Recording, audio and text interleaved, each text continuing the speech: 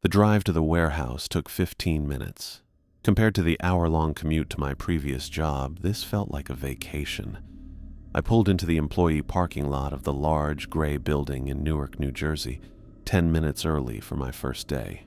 The warehouse wasn't much to look at, just a big concrete building with few windows and loading docks along one side. But it was close to my apartment and paid better than my last gig, which was all that mattered right now. I grabbed my lunch from the passenger seat and locked my car, taking a deep breath before walking to the employee entrance. 3 months of unemployment had made me desperate enough to apply anywhere with an opening. When the call came from this place, I jumped at the offer without asking too many questions. The door buzzed when I pressed the intercom, and I stepped into a small reception area where a man waited for me. He looked to be in his late 40s with short salt and pepper hair and a friendly smile that made the corners of his eyes crinkle. "Thomas Wright?" he asked, extending his hand. "I'm Jack Peterson, warehouse manager. Good to have you on board." I shook his hand. "Thanks for the opportunity. And please call me Tom." "Tom it is." Jack nodded. "Let's get your paperwork sorted. Then I'll show you around." We spent the next half hour in his office filling out forms while he explained the basics of the job. Normal stuff about inventory management, shipping procedures, and break schedules. Jack had an easy way of talking that made the information flow naturally. He sometimes ran a hand through his hair when making a point, and his desk was organized but not super neat. "Ready to see the place?" he asked once we finished the paperwork. The tour started with the break room and locker area, then moved to the main warehouse floor. The space was huge, with rows of metal shelving going almost to the ceiling and concrete floors marked with yellow lines showing the walkways. Forklifts buzzed in the distance, and workers moved between the aisles quickly, like they'd done it 1,000,000 times before. "We handle everything from electronics to furniture to seasonal goods," Jack explained as we walked. "Main shipping area is west, receiving is east, and specialized storage is in the north wing." The warehouse smelled like cardboard and the faint tang of cleaning products. Our footsteps sounded loud as we walked through the aisles, Jack pointing out different sections and procedures. "This will be your primary area," he said, gesturing to a section filled with boxed electronics. "You'll be responsible for inventory accuracy and order fulfillment here." I nodded, trying to take in everything at once. The job seemed straightforward enough. Track inventory, pull orders, sometimes help with loading. Nothing I hadn't done before at other warehouses. After showing me the entire facility, Jack led me back toward his office. His relaxed attitude had carried through most of the tour, but as we approached his door, his face changed. The smile faded, and his eyes took on a more serious look.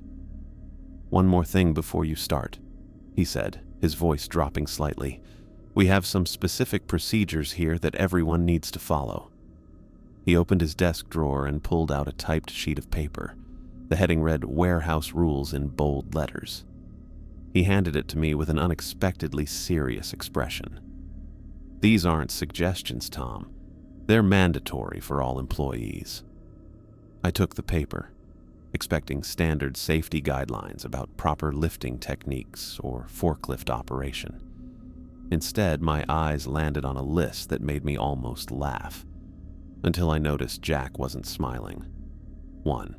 If the lights go out, exit the building immediately. Do not use flashlights. 2. Never work alone in any section of the warehouse. 3. Ignore any sounds like voices or crying, even if they sound like someone you know. 4. All personnel must exit the warehouse floor during the 10:30 a.m. and 3:15 p.m. breaks, no exceptions. 5. If you get lost, follow the yellow floor lines only. Do not take shortcuts. 6. Never enter the warehouse during a power outage, even if the emergency lights are working. 7. If you see another employee hiding or acting strangely, do not acknowledge them. 8. Avoid looking directly at the tall figure in the shadows. If seen, look away and walk in the opposite direction. 9. Do not remove any items from the warehouse in your personal belongings. 10. If you hear your name called after hours, Do not respond and leave immediately. I read the list twice, waiting for Jack to crack a smile and tell me it was a joke they played on new hires. But his face stayed serious, and he kept looking right at me. "This is unusual," I said finally, trying to keep my tone neutral. Jack nodded. "I know how it sounds, but every rule exists for a reason. Some are about efficiency, others about safety." He tapped the paper with his index finger. "I need your word that you'll follow them all without exception." I looked down at the list again. Rule 8 stuck out like a sore thumb. The tall figure in the shadows? What was that supposed to mean? And why would people be hiding during normal work hours? I wanted to just thank Jack for his time, give him back the paper, and walk out. But after 3 months of eating ramen and dodging my landlord's texts about late rent payments, I couldn't move.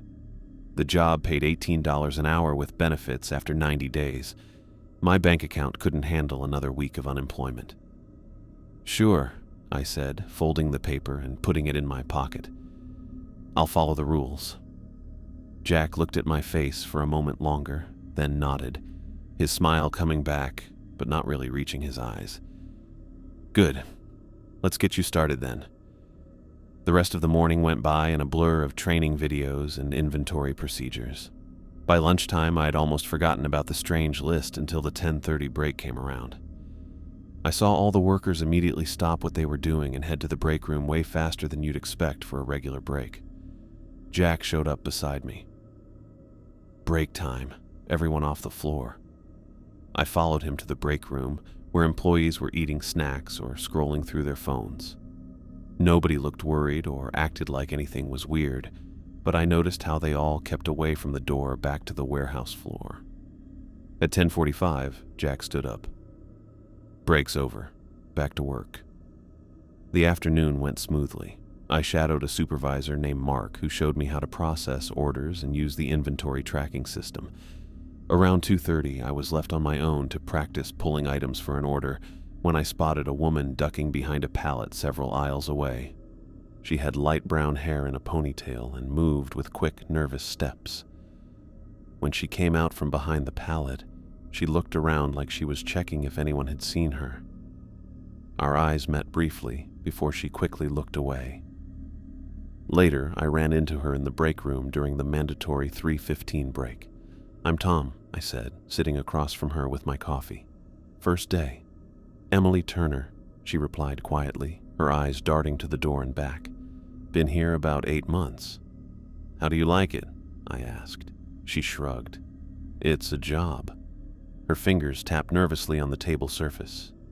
"Did Jack give you the rules?" I nodded, lowering my voice. "Yeah. What's that all about?" Emily's eyes opened wider, and she looked around to see if anyone could hear us. "Just follow them," she whispered. She looked like she wanted to say more, but instead stood up quickly. "Gotta get back." The break ended, and we returned to the warehouse floor. I spent the next couple hours finishing my training tasks, still wondering about the rules and why Emily acted so weird about them. Maybe this place just had strange management or safety rules. Maybe they had power problems or people stealing things. But that didn't explain the tall figure or the voices. As quitting time got closer, I was coming back from dropping off paperwork in Jack's office when I felt cold all of a sudden. The area near the tall storage racks in aisle 14 looked darker than it should, even with the lights on. I slowed down, feeling the hair on my neck stand up.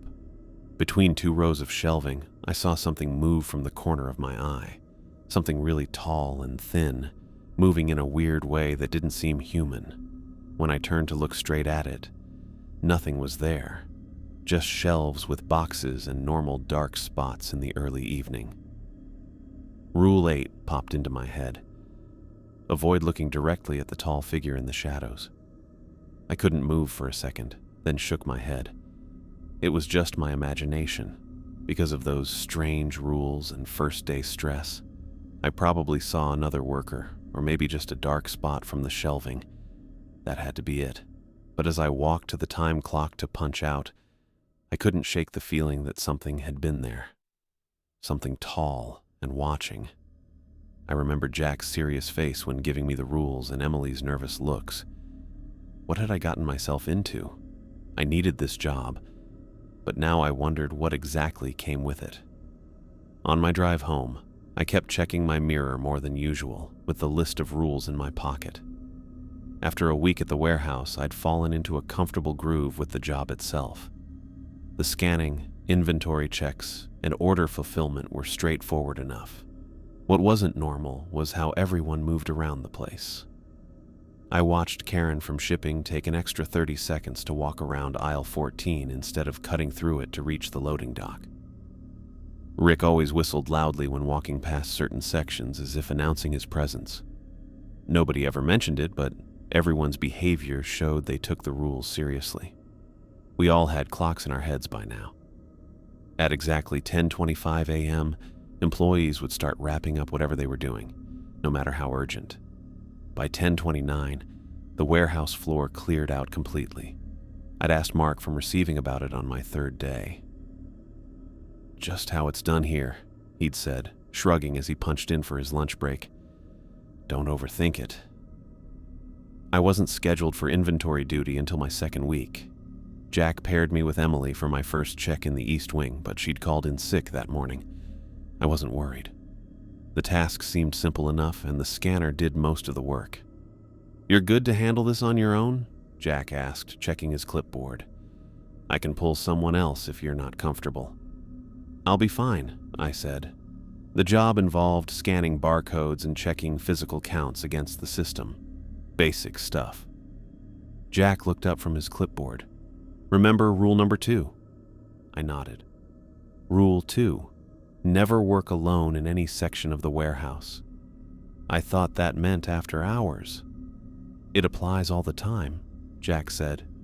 "Tell you what, I'll have Luis working in the next section over. If you need anything, just call out." I went to the East Wing with my scanner. Luis gave me a nod as he started working on pallets, one aisle over. The East Wing had all the seasonal stuff, full of Halloween decorations and early Christmas stock. Cardboard skeletons smiled from boxes, looking less creepy than those rules taped to the break room wall. The work went smoothly for about an hour. I counted plastic pumpkins and checked their location tags, sometimes making small fixes in the system. Luis whistled without any tune from the next aisle, which felt kind of nice in the big empty space. Then Luis's whistling stopped. I paused, listening. The warehouse sounded different during the day. Forklifts beeping, the noise of the ventilation system, occasional announcements over the PA. But now it felt too quiet. The lights blinked. They dimmed for maybe 3 seconds. Not going out completely, but enough to freak me out. Rule 1 popped into my mind.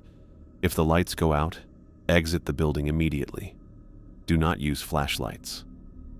I put down my scanner and took a step toward the main aisle. The light steadied, but I was still on edge. I remembered seeing that weird shadow on my first day. The tall figure in the shadows. "Luis," I called out. I stepped into the main aisle, looking toward where Luis had been working. His scanner sat on a box, but he wasn't anywhere I could see. I noticed something move. Through a gap in the shelving, I spotted Emily crouched behind a stack of pallets across the aisle. Her face was pale, eyes wide with fear. She held a finger to her lips, shaking her head slightly. I remembered Rule 7. If you see another employee hiding or acting strangely, do not acknowledge them. I looked away, pretending I hadn't seen her. I felt really nervous as I picked up my scanner and continued working, trying to act normal. But questions kept popping into my head. What was Emily doing here when she'd called in sick? What was she hiding from? The lights went back to normal, and the warehouse sounds slowly returned to their usual noise. Luis's whistling started up again, as if he'd never stopped. I didn't ask where he'd gone when I ran into him 10 minutes later. "Almost done here," he said cheerfully. "You good?" "Yeah," I replied, keeping my voice steady. "Just finishing up. After lunch, I was assigned to help with restocking in aisles 10 through 15. The work was boring enough that my thoughts kept going back to Emily hiding behind those pallets. Had she seen something? Or was she hiding from something? I pushed my cart into aisle 12, checking my inventory list for the next items. The air suddenly got really cold, making me look up. It felt 20 degrees colder than just a moment before, like I'd walked into a freezer. My breath clouded in front of my face. At the far end of the aisle stood a figure. I couldn't understand what I was seeing. It was tall, much taller than any person should be, 7, maybe 8 feet high, and it looked all stretched out. The figure was thin, way too thin to be human, and completely still. I couldn't see any clear features, just a dark shape against the bright lights. But I knew it was looking at me. I could feel it watching me. Rule 8. Avoid looking directly at the tall figure in the shadows. If seen, look away and walk in the opposite direction. I dropped my gaze to the floor and turned around, walking quickly back the way I'd come. Sweat ran down my back in the cold air. My legs felt shaky, but I forced myself to walk normally, not run. Running seemed like it would be worse somehow. I didn't look back. Not once. Not even when I heard what sounded like something moving across the concrete floor behind me. For the rest of the afternoon, I stayed in the well-lit main areas where other employees worked. Nobody mentioned the cold spot in aisle 12, and I didn't bring it up. When the 3:15 break came, I was one of the first people in the break room. Emily sat alone at a corner table. She was scrolling through her phone and eating an apple. She gave me a small nod when I walked in, but didn't invite conversation. I got coffee from the machine and sat at an empty table, trying to figure out what had happened. The figure in aisle 12 couldn't have been human. No costume could make someone look like that. And the cold, that weird cold that came out of nowhere. Jack came into the break room and poured himself coffee. He looked around the room, his eyes stopping briefly on each person. When he saw me, he walked over and sat down across from me. "You saw something today, didn't you?" he asked quietly, his voice low enough that only I could hear. I hesitated, then nodded. "Aisle 12? How did you know?" I asked. Jack took a sip of his coffee. "Only certain people can see the tall man. Most walk right by, never knowing he's there." I felt a strange coldness come over me. What is it? Not an it, a he. Once. Jack looked at his watch. "That's why you're on the special rotation schedule." "What special rotation schedule?" But Jack was already standing up. "Break's over in 2 minutes. We'll talk more later." He walked away before I could ask more questions, leaving me confused and worried. The idea that most people couldn't see what I'd seen should have been comforting, but it wasn't. It made me feel alone, singled out somehow. The rest of the day was pretty normal. I kept expecting to turn a corner and see the tall figure again, but there was nothing weird. Just regular warehouse work, regular co-workers. But now I noticed how some employees moved differently than others. More cautiously, more aware. Like me, I thought. I was becoming one of them. As I drove home, I thought about what Jack had said. Only certain people could see the tall man. Why me? And what was this special rotation he'd mentioned?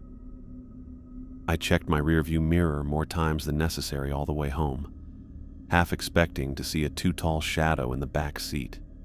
I spent Saturday morning in my apartment, bent over my laptop with a cold cup of coffee next to me.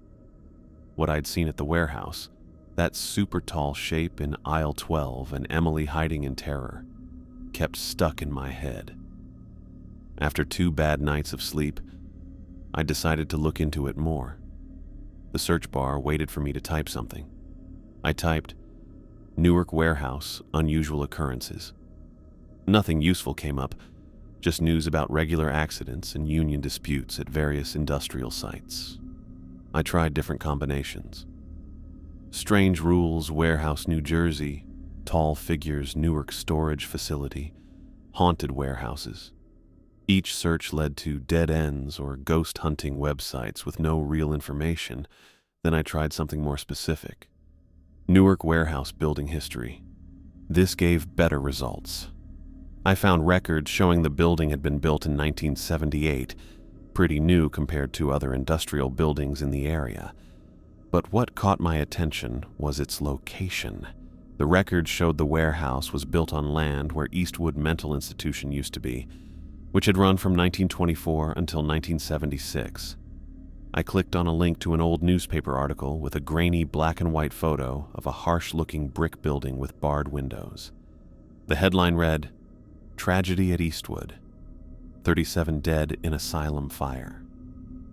The article explained how a fire had broken out in the east wing of the institution late one night in October 1976. Most staff and patients had escaped, but 37 patients in the locked ward had been trapped. By the time firefighters got inside, it was too late.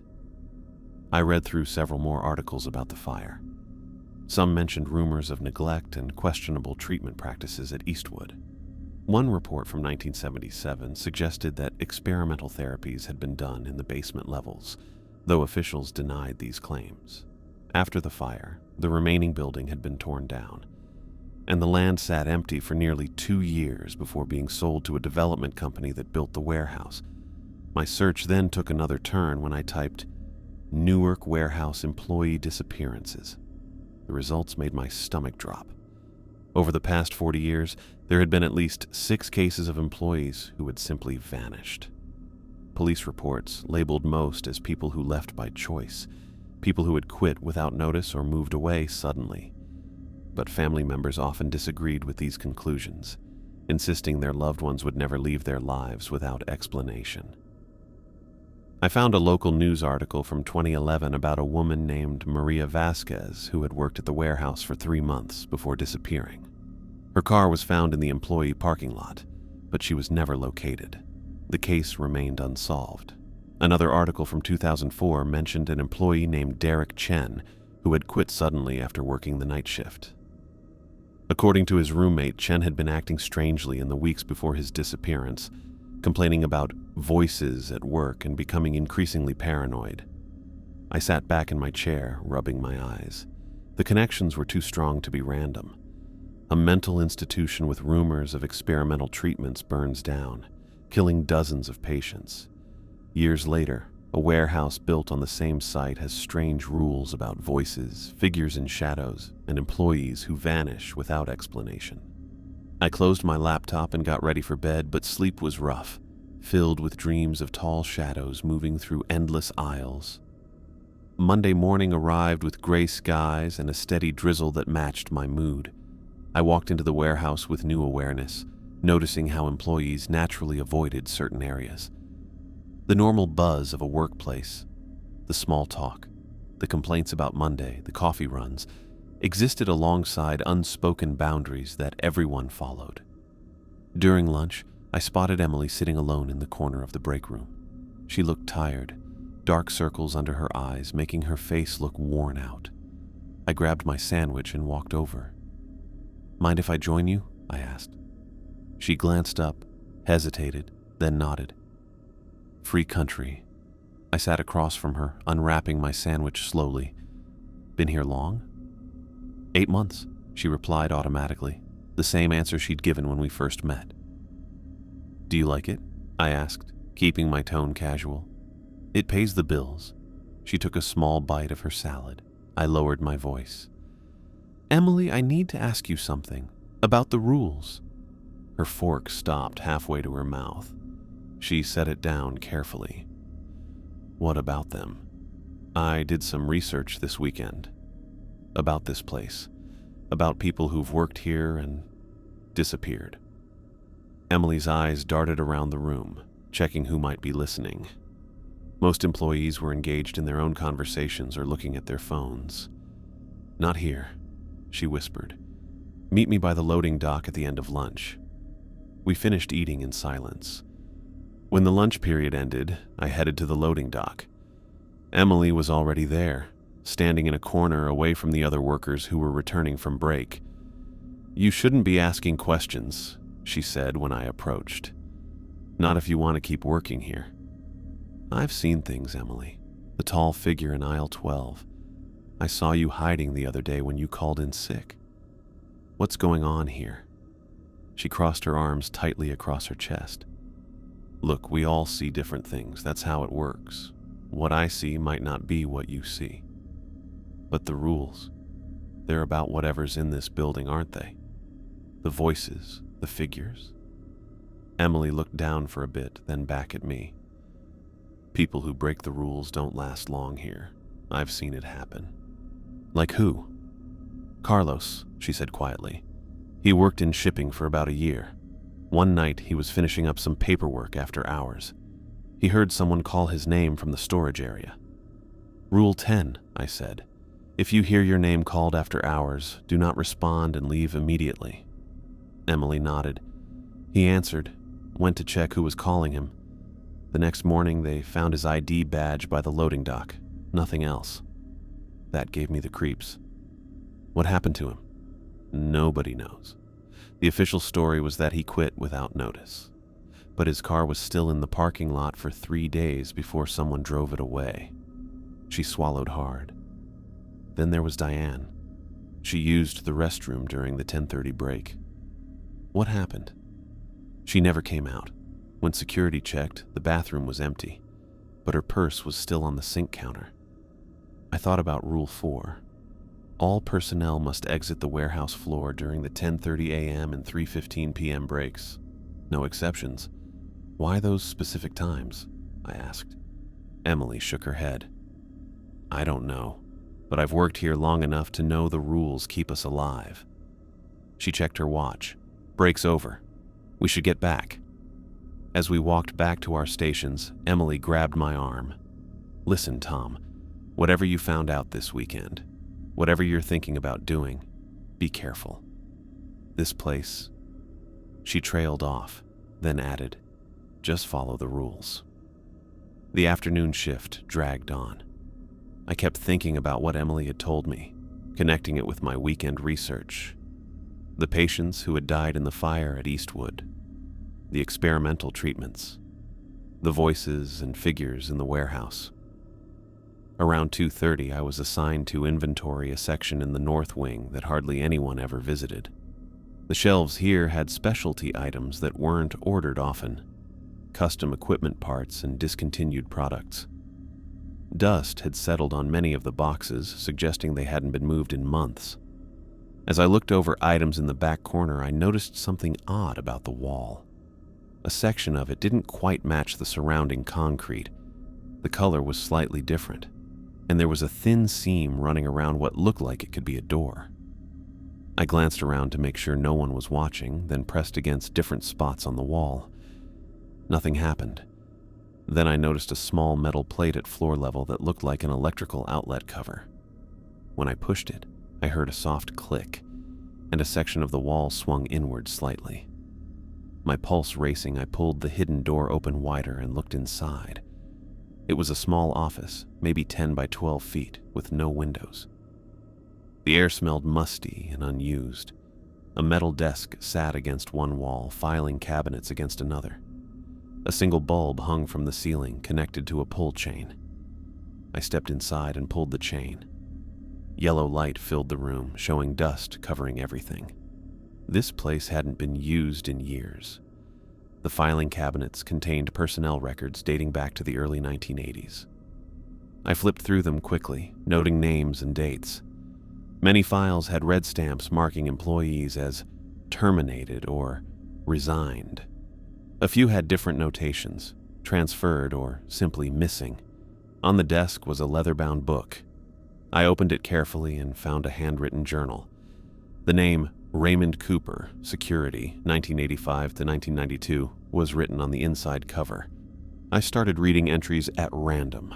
March 15, 1986, second incident in the East Wing. Management insists we stick to the official explanation, gas leak, but we all know better. Added Rule 15 to the personal list. Never remain in one place for more than 30 minutes during the night shift.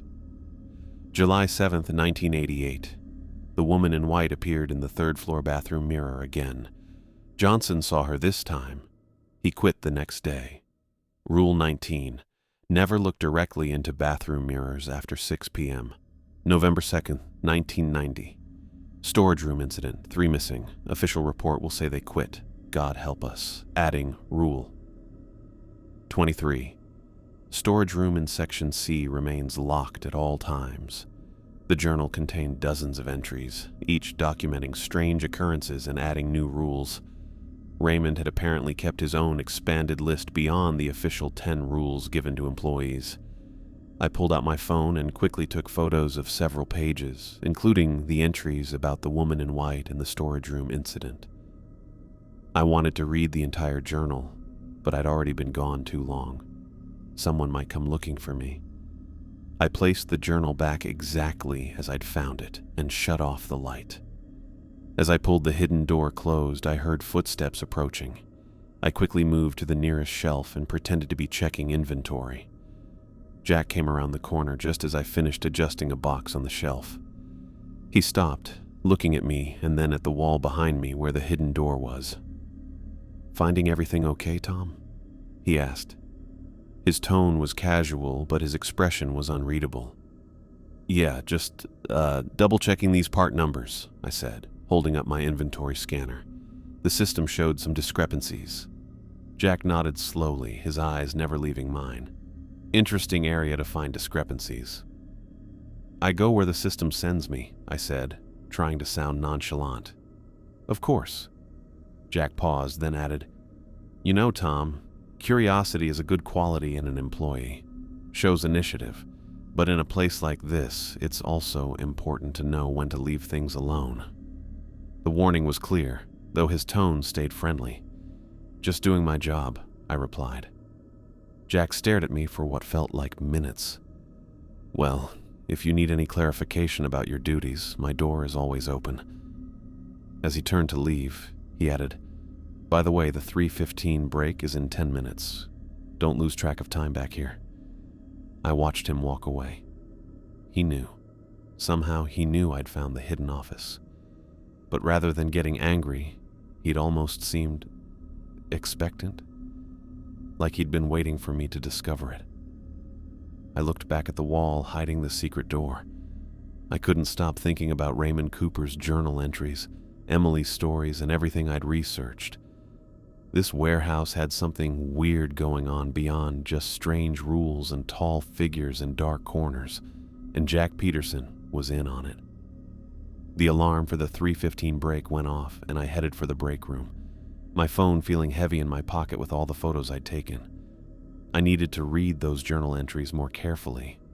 I needed to understand what I'd gotten myself into. I spent Monday night poring over the photos I'd taken of Raymond Cooper's journal. Each entry described something worse than the last. Cooper had documented not just strange occurrences, but actual deaths. Employees who'd broken rules and never been seen again. The official stories always claimed they'd quit, moved away, or simply stopped showing up. But Cooper knew better. He'd seen what happened to them. One entry from August 1989 stuck with me. The break times were established after the Peterson incident.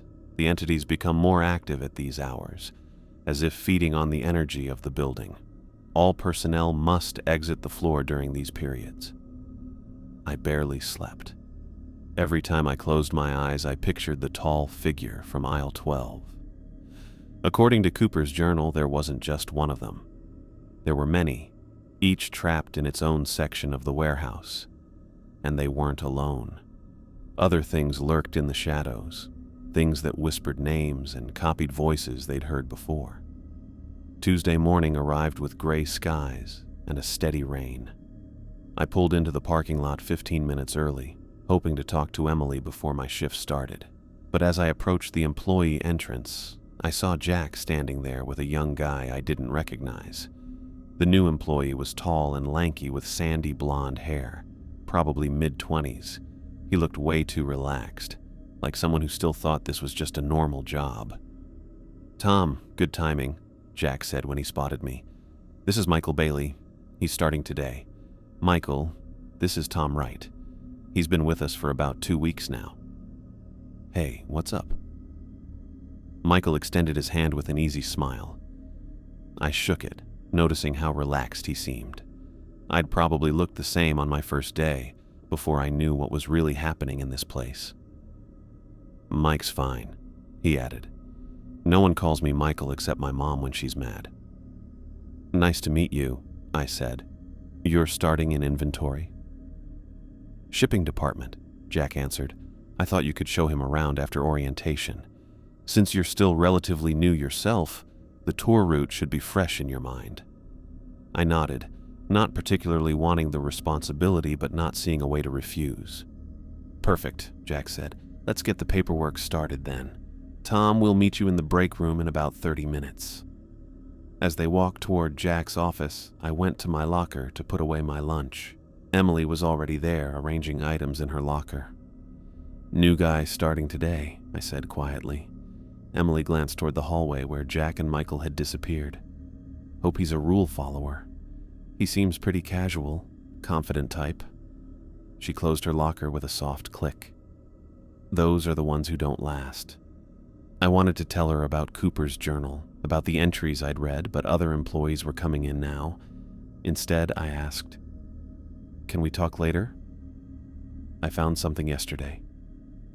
Emily paused, her eyes moving to the other workers nearby.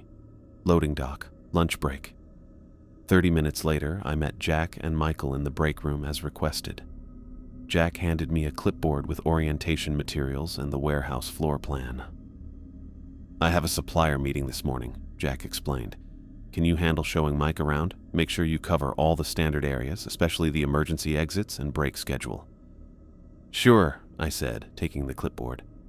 Great. Mike, Tom will get you up to speed. Remember those rules we discussed?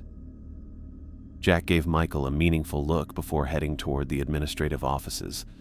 As soon as Jack was out of earshot, Michael snorted. Man, is he always so intense about the special rules? What do you mean? I asked, though I already had a sinking feeling. Michael pulled out the warehouse rules from his pocket. This whole haunted house routine. Never look at the tall figure in shadows. Don't respond if you hear your name after hours. He laughed. Your boss has a weird sense of humor. I stopped walking. Those rules aren't a joke. Come on, man. Michael tucked the paper back into his pocket. I've worked in 3 different warehouses. They all have their stupid hazing rituals for the new guys. Some places make you search for a left-handed wrench or striped paint. Here they try to convince you the place is haunted. It's not hazing, I said firmly. People have disappeared here. Right. Eaten by the boogeyman in aisle 7. Michael's smile never faltered. What's next on the tour? The chair that spins by itself? The ghost in the bathroom? I wanted to grab him by the shoulders and shake some sense into him. Instead, I took a deep breath. Let me show you the shipping department. Throughout the morning, I tried multiple times to tell Michael why the rules mattered. Each time, he just rolled his eyes or made jokes. When I mentioned the mandatory break times, he laughed. So we all have to hide in the break room because the ghost clock strikes 10:30? He shook his head. No warehouse is this strict about break times. It's ridiculous. It's not about being strict, I said. It's about safety. Safety from what? Bad feng shui? Michael checked his watch. It's almost break time now. Guess we better run before the boogeyman gets us. The 10:30 alarm sounded, and employees began making their way to the break room. Michael watched with amusement as workers wrapped up tasks mid-process and headed out. Wow, they've really got everyone buying into this, he said. Impressive commitment to the bit. To my relief, Michael followed us to the break room, even though he was skeptical. But he spent the 15 minutes making jokes about ghosts and asking others if they'd seen any tall shadow men lately. Most employees ignored him or changed the subject. I could tell everyone was uncomfortable, but Michael didn't seem to notice or care. After break, I left Michael with Luis from shipping, who was assigned to train him on procedures. I had my own work to catch up on, and frankly, I needed a break from Michael's constant dismissals. At lunch, I met Emily at the loading dock as planned. I showed her the photos of Cooper's journal entries. I found a hidden office yesterday, I explained. This journal belonged to a security guard who worked here in the 80s and 90s. He documented everything, all the incidents, all the disappearances. Emily scrolled through the photos on my phone, her face growing paler with each swipe. Jesus, she whispered. I knew it was bad, but this... Cooper added his own rules beyond the official 10, I said. There are at least 30 in his personal list. Rules about mirrors, about certain storage rooms, about staying in one place too long during night shifts. Emily handed the phone back, her hand trembling slightly. Where's this hidden office? North wing, behind a false wall. Jack caught me leaving it yesterday. And he didn't fire you on the spot? No, he was weird about it, almost like he was expecting me to find it. Emily wrapped her arms around herself even with the warm air. I should have quit months ago, after what happened to Carlos. Why didn't you? She was quiet for a moment. I tried, twice. First time, my car wouldn't start for 3 days. Second time, my mother had a stroke the morning I was going to hand in my notice. She looked at me. It was like something didn't want me to leave. I felt really uneasy. Cooper's journal mentioned something similar. Employees who tried to quit experiencing unfortunate accidents until they returned.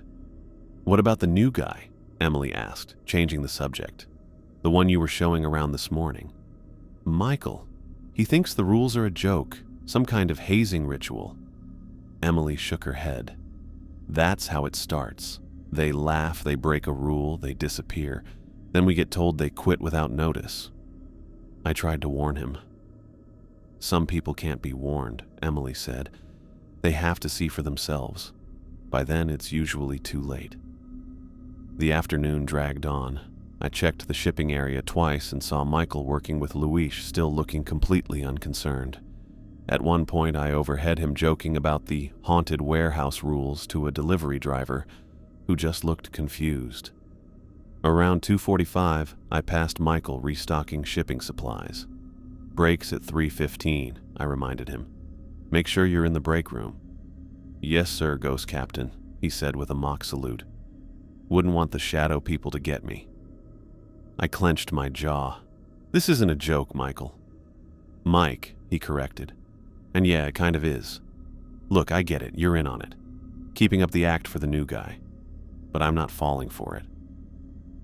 People have died here, I said, lowering my voice. Right. And their ghosts haunt the bathroom mirrors after 6 p.m. He smirked. I read fantasy novels too, man. This is just a warehouse with weird managers and gullible employees. I gave up. You can't force someone to believe what they don't want to see. Besides, Michael couldn't see what I'd seen. Jack had said only certain people could see the tall man.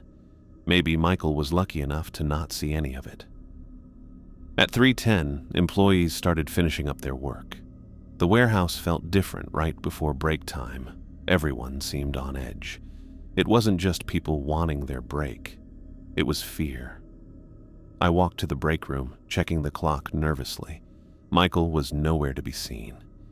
The 3:15 alarm went off, and the last few workers rushed in. Has anyone seen Michael? I asked Luis, who had just entered. Luis shrugged.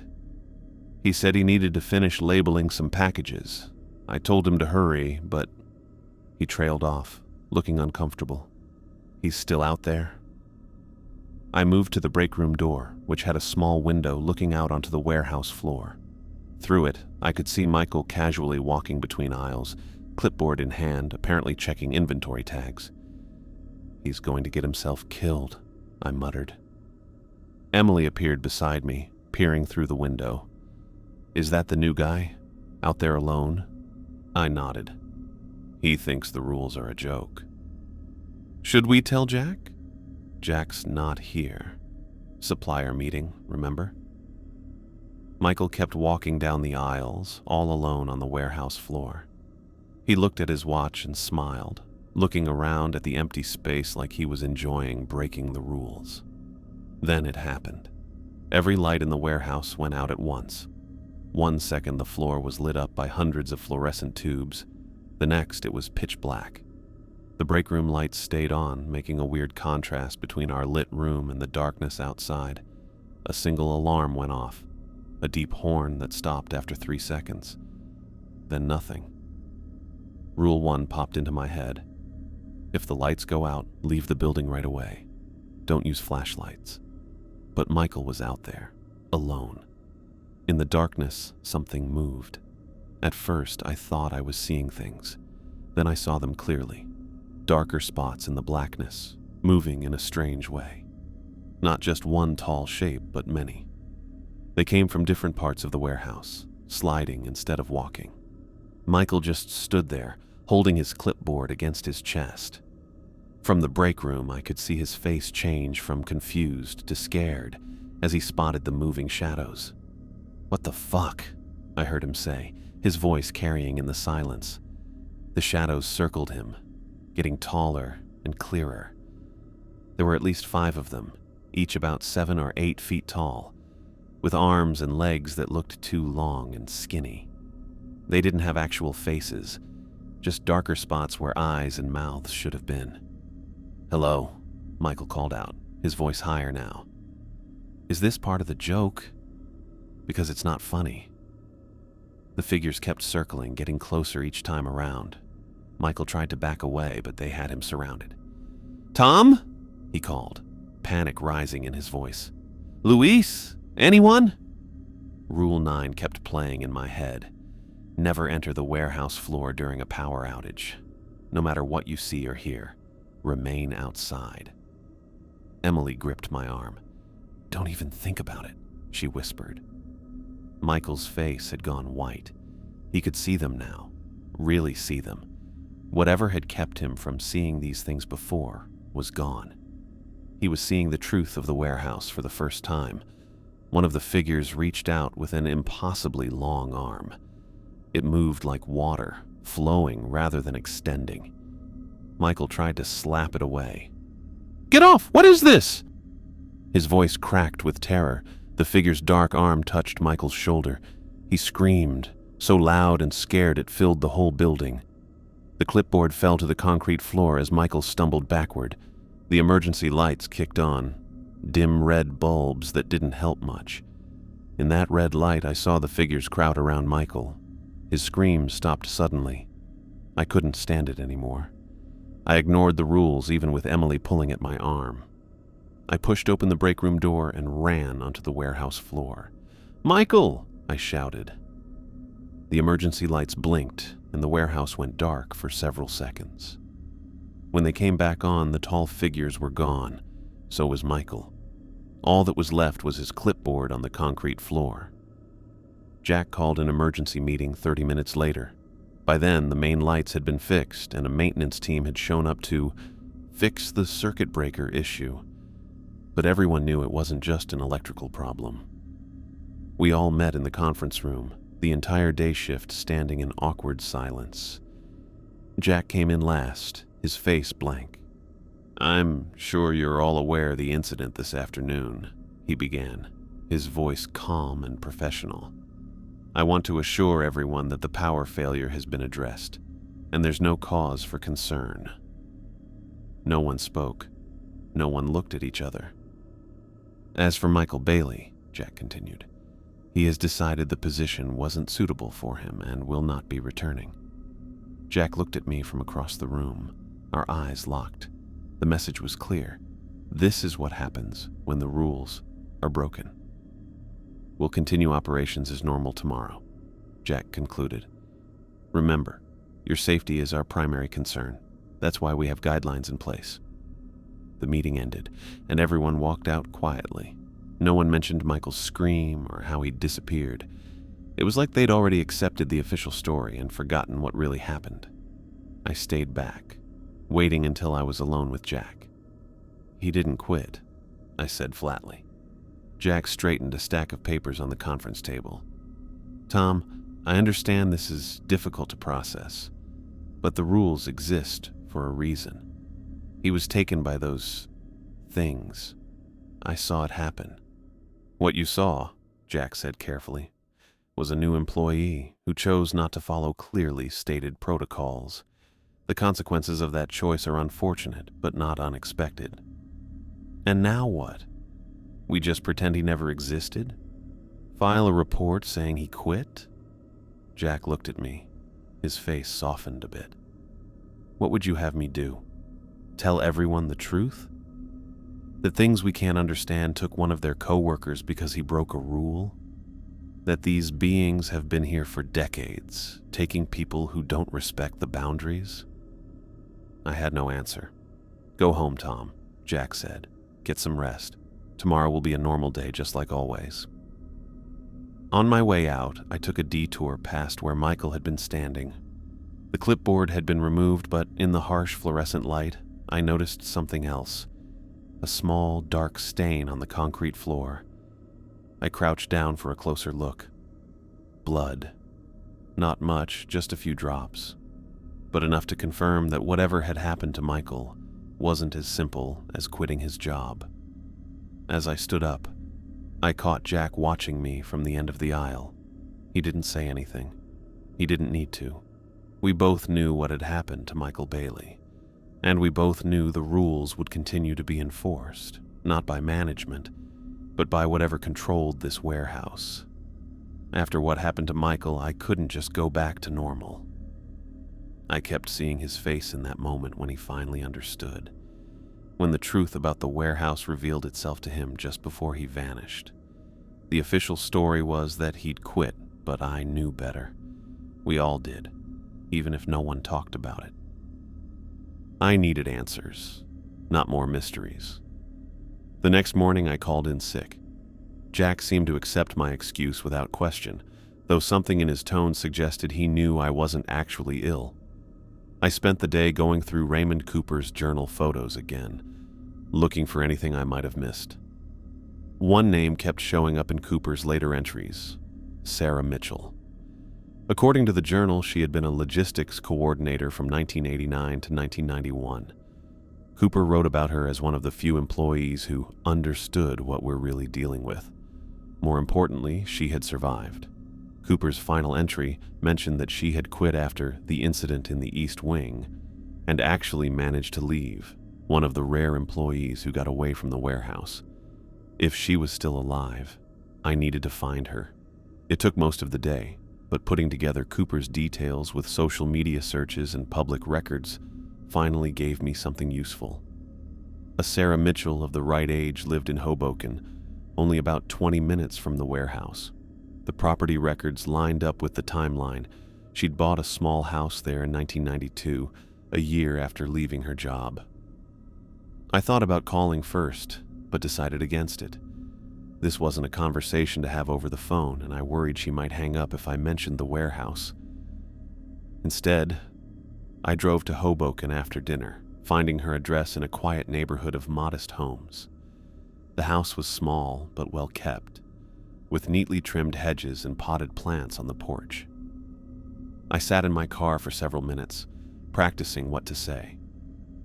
How do you introduce yourself to someone you've never met and ask them about supernatural entities at your workplace? Finally, I walked up to the door and rang the bell. After a long pause, I heard movement inside. The door opened a few inches, held by a security chain. A woman with graying hair cut in a bob looked out at me. "Yes, can I help you?" Her voice was cautious, guarded. "Ms. Mitchell? Sarah Mitchell?" I asked. "Who's asking?" Her eyes narrowed with suspicion. "My name is Tom Wright. I work at the Newark warehouse. I found your name in Raymond Cooper's journal." The color drained from her face. For a moment, I thought she might slam the door. Instead, she asked, "Raymond's journal? You've read it?" "Parts of it. I found it in a hidden office." She stared at me for several long seconds. "What section do you work in?" "Inventory. East Wing mostly." "Have you seen them?" she asked. I didn't need to ask what she meant. Yes, the tall figures. And I was there when they took someone. Sarah closed the door. I thought that was it. She wasn't going to talk to me. Then I heard the chain sliding and the door reopened fully. "Not here," she said. "There's a diner 3 blocks down on Washington Street. Meet me there in 20 minutes. Before I could respond, she closed the door again. The diner was nearly empty when I arrived. I chose a booth in the back, away from the few other customers. Sarah arrived 15 minutes later, looking around carefully before sliding into the seat across from me. She ordered coffee when the waitress came by while I asked for water. "I never thought I'd hear that name again," she said once the waitress left. "Raymond Cooper. You knew him well?" "He was the only one who took my concerns seriously." She pulled a tissue from her purse and twisted it between her fingers. "Everyone else thought I was being paranoid, even after Carlos disappeared." I straightened up. Carlos. Emily mentioned someone by that name. "There have probably been multiple Carloses over the years," Sarah said, her mouth twisting into a humorless smile. "That place has a pattern." The waitress came back with our drinks. Sarah waited till she walked away before continuing. "Why are you here, Tom? What do you want from me?" The truth about the warehouse, about what happened to Michael Bailey 2 days ago, about why there are rules against looking at tall figures or responding to voices after hours. Sarah took a sip of her coffee, studying me over the rim of the cup. "And if I tell you, what then? You'll go back to work tomorrow like nothing happened?" "I don't know," I admitted. "I just need to understand what I'm dealing with." She set her cup down with a sharp click. "First, I need a promise from you. If I tell you what I know, you have to quit that job. Immediately. No 2 weeks' notice, no finishing projects. You walk away and never go back. I can't just... You can, and you will." Her voice was steel. "Otherwise, this conversation ends now, and you can figure it out yourself like the rest of us did." I thought about my financial situation. I'd only been employed for a few weeks after months of unemployment. Finding another job wouldn't be easy. But then I remembered Michael's face as those tall guys surrounded him. "I promise," I said. Sarah studied me for a moment longer, then nodded. "The warehouse wasn't always a warehouse. You know that much, right? It was built on the site of Eastwood Mental Institution after it burned down in 1976. "Did you know what they did at Eastwood?" she asked. I shook my head. "Officially, it was a standard psychiatric hospital, but the basement levels housed something else entirely. The directors called it experimental therapy. The staff called it the program. Patients who didn't respond to conventional treatments were sent downstairs." "What kind of experiments?" Sarah wrapped both hands around her coffee cup. "They started with sensory deprivation, then hypnotic regression. Eventually, they moved on to electromagnetic stimulation of the brain, experimental drugs, even induced comas. They believed they could access parts of the human mind that normal treatments couldn't reach."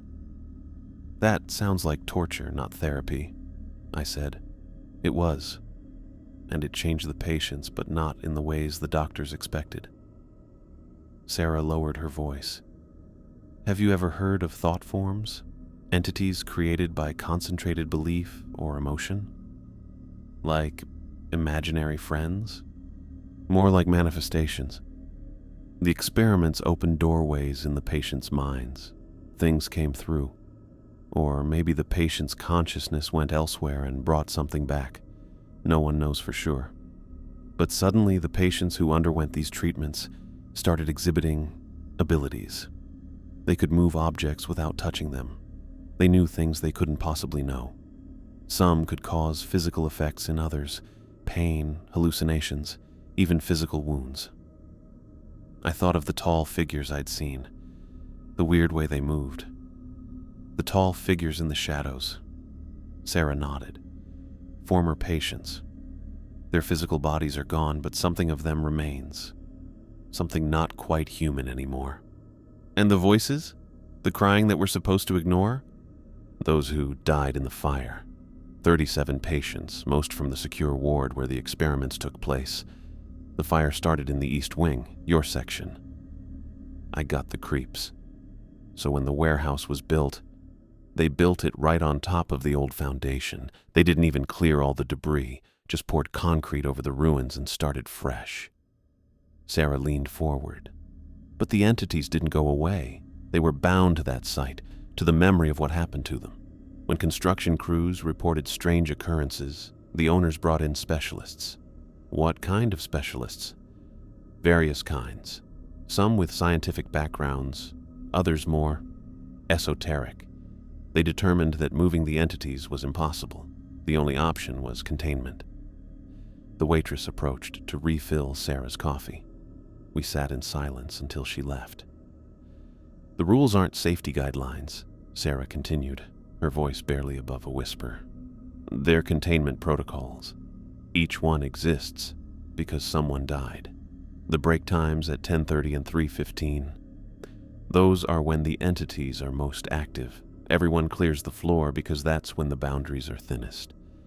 I thought about Jack's weird comments, how he'd called the tall man a he instead of an it. And Jack, what does he do in all this? Sarah looked upset. Peterson is a keeper.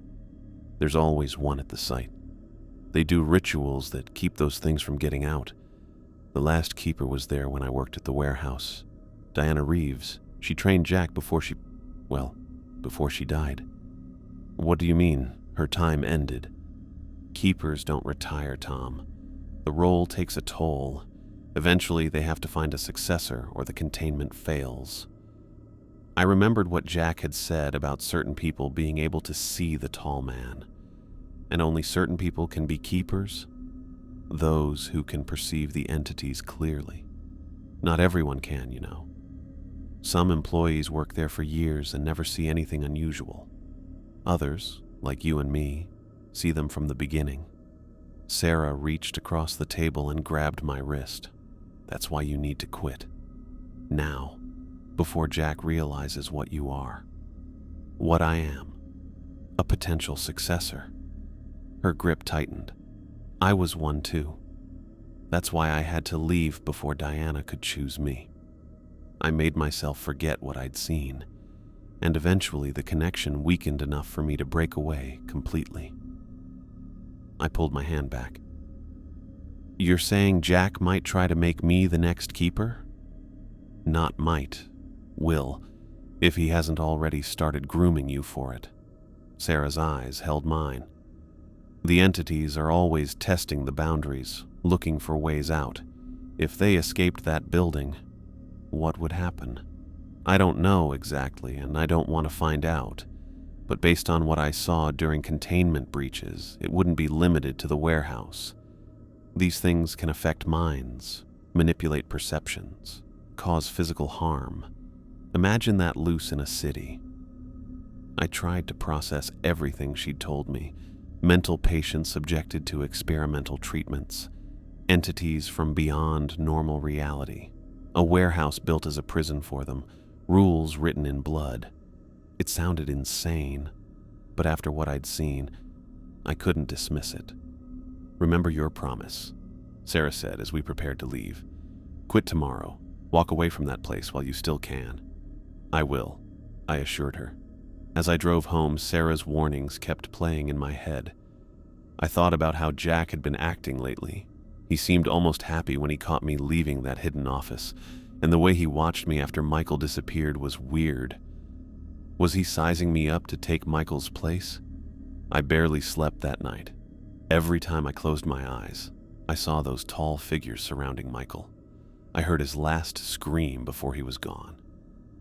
The next morning, I got to the warehouse with my resignation already typed up on my phone. I was going to tell Jack to his face, give back my key card, and just walk out. But Jack wasn't in his office. The receptionist said he'd come in early, but nobody had seen him for about an hour. I just went through the motions with my morning work, checking the time and waiting for a chance to find Jack and quit. The warehouse felt different now that I knew what it really was. Not just a building, but a place that kept things locked up that shouldn't exist in our world. At 10:15, 15 minutes before our first break, I headed to the loading dock to check on a shipment. It was weirdly quiet. The big rolling door was closed, and nobody else was around. As I turned to leave, I noticed something strange about the wall next to the dock controls. A thin line going from floor to ceiling that didn't match the rest of the concrete. I ran my hand along the line, feeling a bit of air coming through. There was a door here, hidden right in plain sight. I pushed on different parts of the wall, remembering how I found that hidden office. Near the bottom, my fingers found a small latch that looked like just another crack in the concrete. When I pulled it, part of the wall swung open easily. Behind the door was a narrow staircase going down. The walls were bare concrete with plain bulbs giving off weak light. I knew I should close the door and leave. I promised Sarah I would quit, not dig deeper into the warehouse's secrets. But something pulled me forward. Maybe curiosity, or something else. The stairs went down about 30 feet before opening into a big basement room. The room was huge, with a high ceiling held up by thick concrete columns. The floor was smooth cement with strange patterns carved into it, forming circles inside circles. Jack was standing in the middle of these circles. He had on his normal work clothes, but he was standing differently. Back straight, arms out, head tilted up. Around him, dozens of candles made a circle of light. Jack was speaking in some language I didn't know, his voice going up and down in a rhythm that hurt my ears. The room had this feeling like right before lightning hits. The patterns on the floor gave off a faint glow, pulsing with Jack's words. Along the walls, shadows were moving on their own, stretching and shrinking like they were alive and testing how far they could go. I should have left right away, but I just stood there frozen, watching Jack do whatever ritual this was. Then he suddenly stopped talking and turned to look at me. I thought he'd be mad that I was there, but his face showed something completely different. Relief. "Tom," he said, his voice hoarse. "I've been waiting for someone like you who can see them." "I was just looking for you," I stammered. "I didn't mean to." "You found the door because you were meant to." Jack stepped out of the innermost circle, careful not to disturb the pattern of candles. The shadows on the walls reacted to his movement, stretching toward him before receding. "The warehouse led you here." "The warehouse led me. What does that mean?" "This building has awareness, Tom. Not consciousness as we understand it, but something similar. It knows who enters its walls. It tests them. It shows itself to those who can potentially serve as keepers." I backed toward the stairs. "I came to quit, Jack. I know what this place really is. I know about Eastwood, about the experiments, about the entities." Jack nodded slowly. "Sarah Mitchell, you found her." "She told me everything." "Not everything. She couldn't have." Jack looked tired, with dark circles under his eyes and a pallor to his skin that hadn't been there the day before. "She never completed her training. She never became a keeper. There are things only we can know. I'm not interested in knowing more. I promised Sarah I'd quit, and that's what I'm doing. You can't." Jack's voice was gentle but firm. "Not now. The containment is getting weaker. I can't hold them back alone anymore." He gestured to the ritual space behind him. "This used to be enough, but not anymore. They're growing stronger, more aware. I need a successor.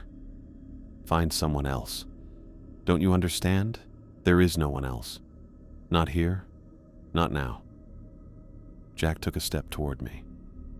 "Why do you think I hired you, Tom? Your resume wasn't exceptional. Your interview was average at best. But I sensed something in you, the potential, the ability to perceive what others can't."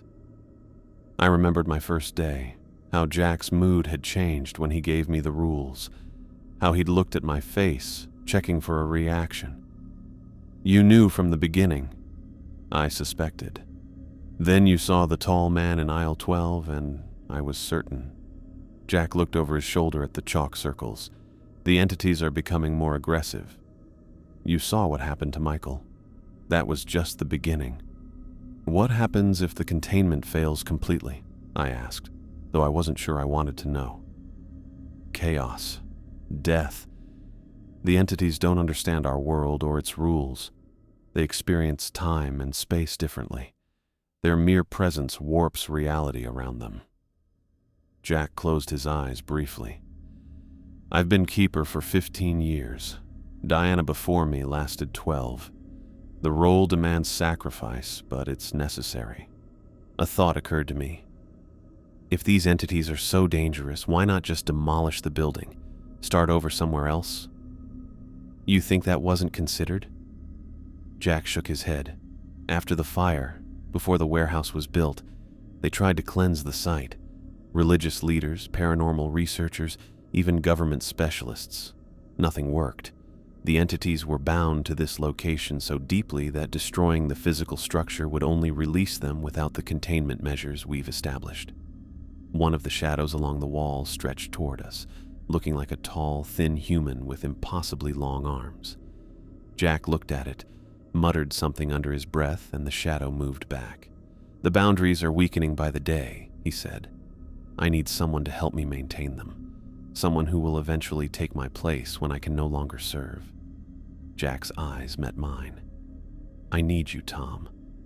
We need you."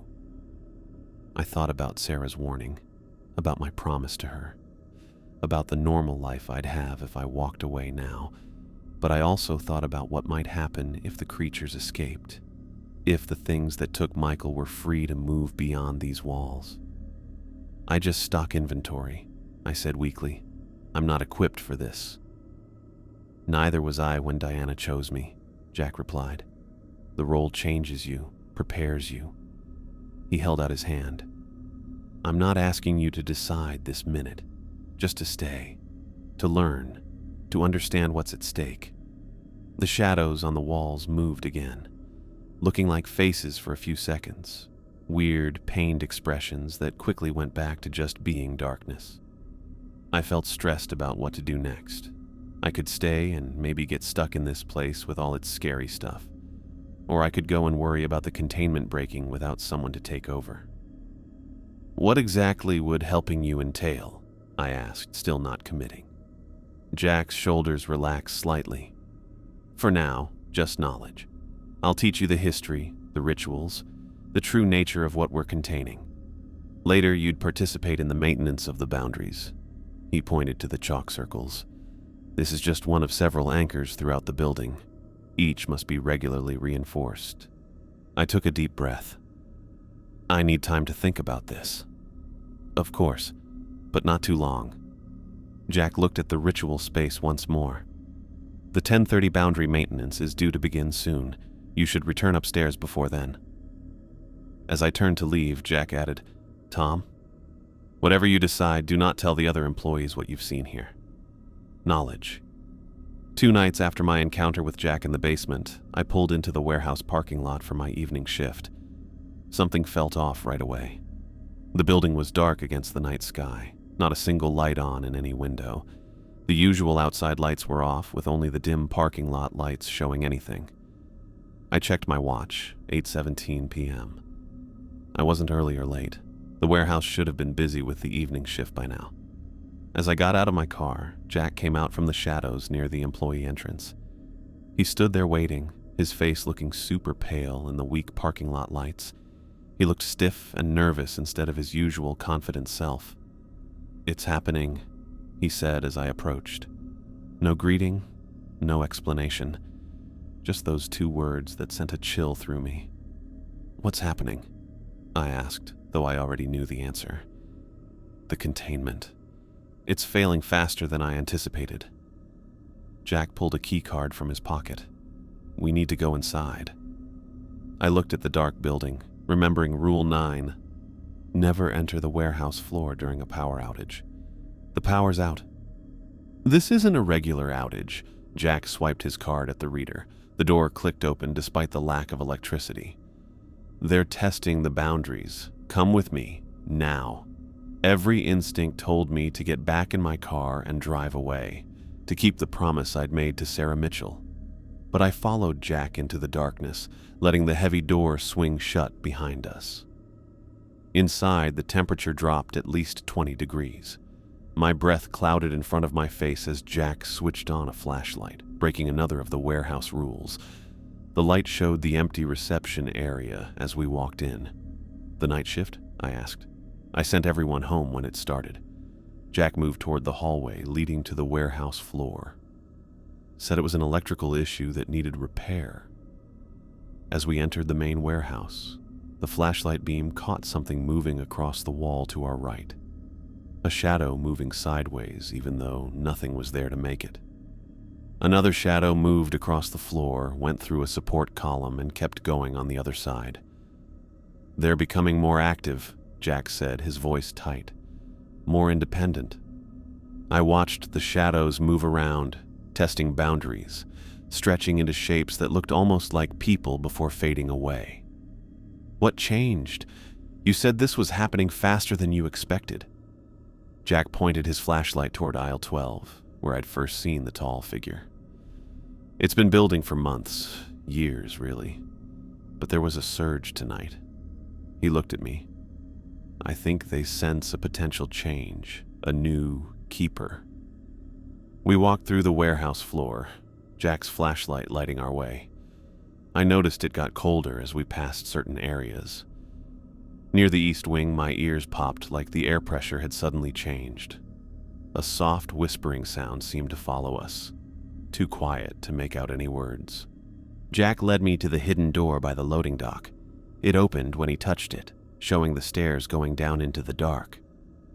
"The ritual space looks different," Jack warned as we started down the stairs. "It adapts to what's needed." The basement looked different since I'd last seen it. The single ritual circle had grown into 3 rings that covered most of the floor. Candles burned at certain points along each circle, making the room even colder than it already was. Strange symbols I didn't know were painted between the rings in what looked like red paint, or maybe something else. In the middle of the smallest circle was a stand I hadn't seen before. On it sat an old leather-bound book, like Raymond Cooper's journal, but bigger and more beat up. "This is the Keeper's text," Jack said, gesturing to the book. "It contains the history of this site, the nature of the entities, and the rituals needed to maintain the boundaries." Jack turned to face me directly. His eyes looked sunken, his skin pale in the candlelight. "There's a final rule I haven't shared with you, the most important one." He took a deep breath. "When containment begins to fail, a new keeper must be chosen, or the entities will escape into the world." The shadows along the walls moved more violently at his words, like they were excited by what he said. "I thought you were already training me as your successor," I said. "Training, yes. But the actual transfer requires a specific moment, when the barriers are thin enough for the connection to be established, but not so thin that everything breaks through." Jack gestured around us. "That moment is now." I thought of my promise to Sarah, of the normal life I'd been trying to reclaim before taking this job. What exactly does becoming a keeper mean? Jack placed his hand on the very old book. "It means you're tied to this place, to the things kept inside it.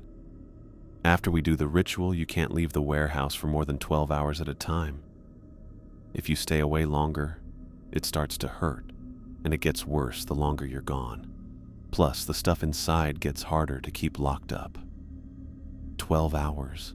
I stepped back. "That's not a job, Jack. That's a prison sentence." "Yes." His voice was quiet but firm. "That's exactly what it is. A voluntary imprisonment to prevent something far worse." The whispers from the shadows grew louder, almost understandable now. The temperature dropped further, my fingers growing numb with cold. "And if I refuse?" I asked. Jack looked at the writhing shadows. "Then the containment fails completely. The entities escape, and what happens next?" He closed his eyes briefly. "I've seen the records of other sites where containment failed. Oakville, Washington, in 1994. Entire town affected by what they thought was mysterious black rain. Actually an entity similar to those here, but airborne. Hundreds hospitalized. Dozens never recovered mentally. He turned a page in the very old book. Pripyat, Ukraine. The official story was a nuclear accident, but the initial incident was containment failure at a facility similar to this one. The radiation was real, a side effect of the entities interacting with the physical world on that scale. Jack looked up at me. Toledo, 2001.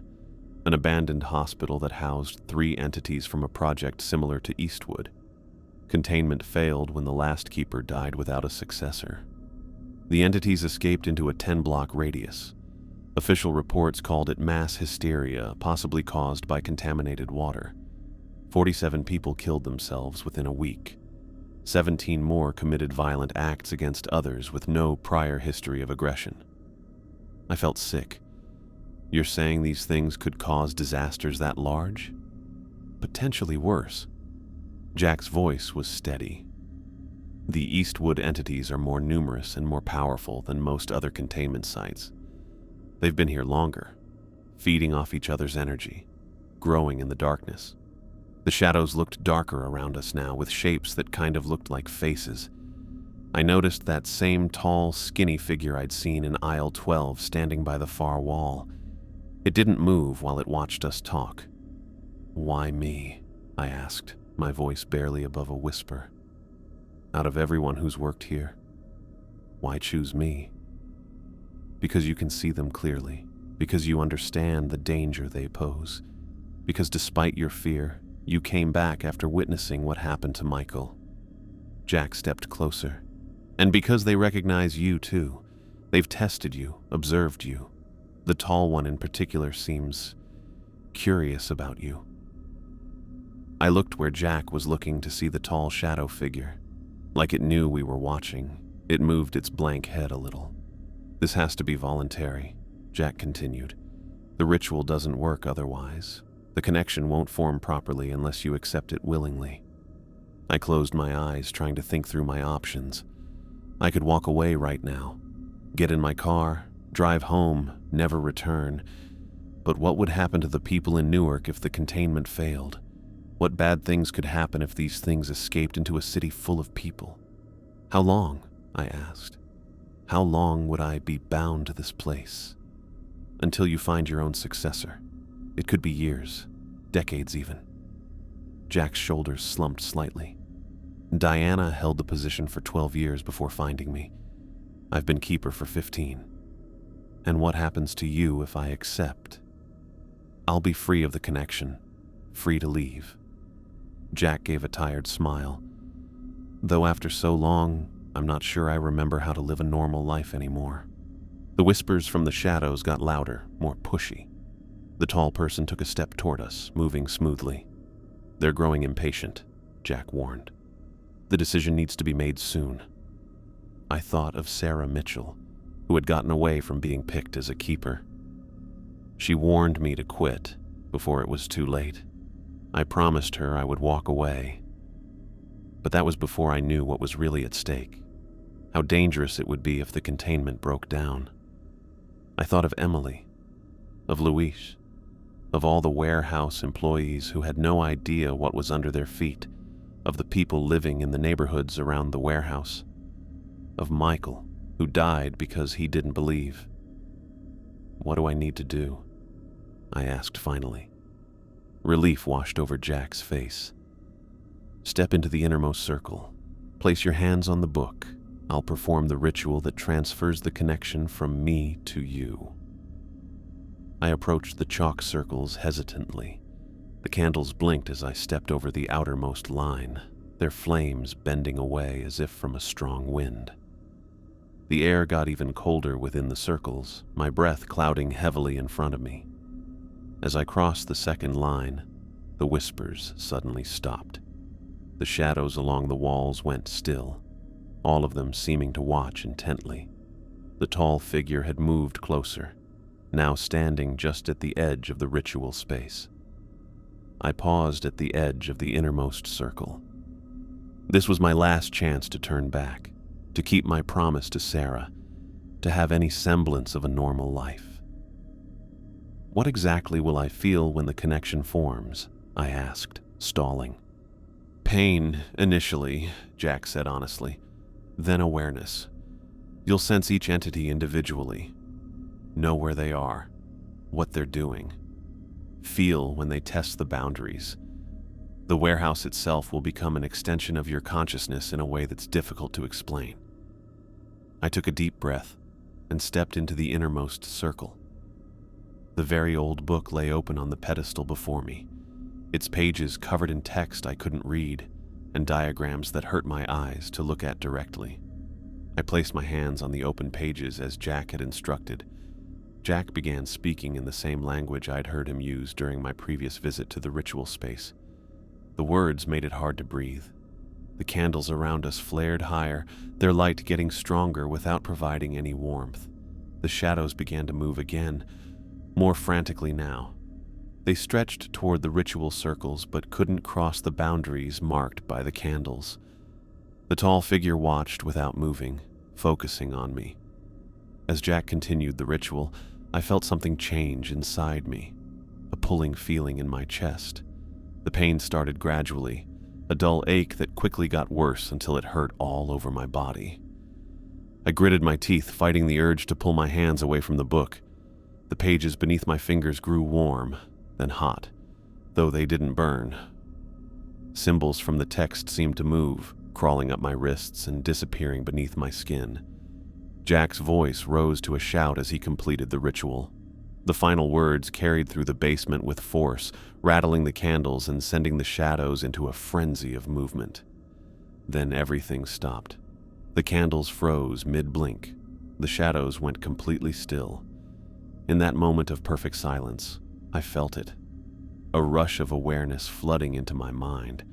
Suddenly I could sense every corner of the warehouse above us. Every aisle, every shelf, every hidden space. More importantly, I could feel the entities.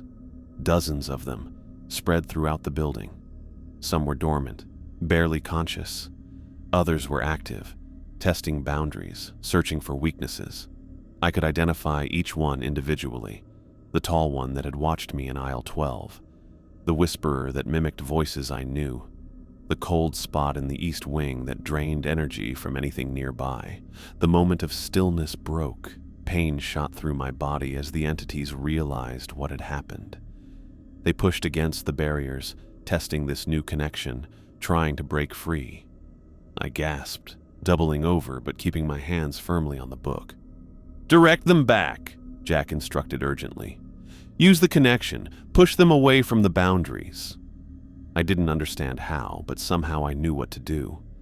I focused on how the entities felt, picturing the edges that kept them in place. I used something in my mind I'd never tried before, pushing back when they tested the weak spots. They fought back at first, but after a while they didn't push as hard. The pain eased up to just a dull ache. I stood up straighter, still working to keep those edges strong in my mind. "Good," Jack said, his voice revealing both relief and exhaustion. "You've stabilized the immediate breach points. The rest will come with practice." I took my hands off the book, thinking the connection might stop, but it stayed there, like a feeling in the back of my head. I could somehow tell the warehouse was above us, and I knew how big it was and what was inside it in a way that felt totally weird. "What now?" I asked, my voice hoarse. "Now you learn," Jack replied. "Everything in the book, all the rituals for maintaining the different containment points, the nature of each entity and how to manage it." He gestured to the symbols painted between the chalk circles. "These will need to be refreshed daily. The candles replaced. Words spoken. And you? I'll help you transition, teach you what you need to know." Jack's posture had already changed, the rigidity gone from his shoulders, his breathing easier. I can feel the connection fading from me. It's strange. Like losing a sense I've had for so long, I forgot it wasn't natural. As we left the ritual space and climbed back to the main floor, I noticed the warehouse differently now. The shadows that looked so scary before now seemed almost like I knew them. I could tell where they started and stopped. The tall person kept following us from behind, but now I knew it couldn't come through certain doorways unless I let it. The night shift can return tomorrow, Jack said as we walked through the main floor. The immediate crisis has passed. He glanced at me.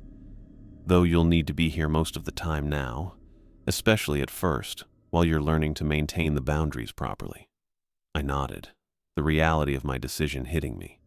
I just signed away my freedom, tied myself to this building and whatever was inside it. Part of me already regretted it. Another part knew I didn't really have a choice, not if I wanted to stop the disasters Jack had talked about. I'll need to make arrangements, I said. My apartment, my things, that can be handled. There's a small living space in the administrative wing. Previous keepers have used it when needed. Jack's expression softened slightly. I know this isn't the life you wanted, Tom. For what it's worth, I am sorry. 1 week later, I stood in Jack's old office, looking out the window as a young woman walked from the parking lot to the employee entrance. She held her purse close, looking nervous. The past 7 days had been crazy. Jack spent every waking hour teaching me about the weird things in the warehouse, the rituals, the history, and what each one was like. I learned to feel when the barriers were getting weak and which things were active and which were sleeping. Jack left yesterday, driving away from the warehouse for the first time in 15 years without the pain pulling him back. Now I watched the new hire, Michelle Roberts, come toward the building that had become my prison and my job. I checked my watch, 7:50 a.m. I felt the tall thing in aisle 12 getting jumpy about someone new. I pushed it back in my head. The other things stayed mostly quiet, though the one that whispers in the north wing had woken up, pushing against its edges like it always did when new people came in. I grabbed the folder with Michelle's paperwork and headed to the employee entrance to meet her. As I walked, I felt each thing I passed by, keeping them in check. It was getting easier with practice, though I still had to pay attention constantly. Michelle Roberts looked up when I got to the door. She had dark hair tied back and wore simple, practical clothes for warehouse work. She looked worried, but ready. "Michelle," I said, opening the door. "I'm Thomas Wright, the warehouse manager. Welcome to your first day." "Thank you," she replied, her hands fidgeting slightly. "I'm a little nervous. This is my first warehouse position." "Don't worry, we'll get you trained properly."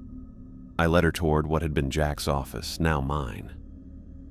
"We'll start with some paperwork, then I'll show you around." She completed the forms while I explained the basic stuff: inventory management, shipping rules, break schedules, all the normal parts of warehouse work that covered up what really happened here. After she finished the paperwork, I took her on the same tour Jack had given me. The break room, the locker area, the main warehouse floor with its tall metal shelving and yellow-lined concrete paths. Throughout the tour, I felt the entity's attention moving, following us as we walked through their territory. I kept the boundaries in check with part of my mind while talking with Michelle. When we returned to the office, I pulled out the typed sheet titled Warehouse Rules and placed it on the desk between us. As Jack had done with me, I let my smile fade, my face getting serious. "These are mandatory procedures, Michelle, not suggestions." She took the paper, her eyes looking over the list of rules. I watched her reactions carefully, trying to see if she could spot the entities like I could. Most employees would find the rules strange, but accept them as odd corporate policies.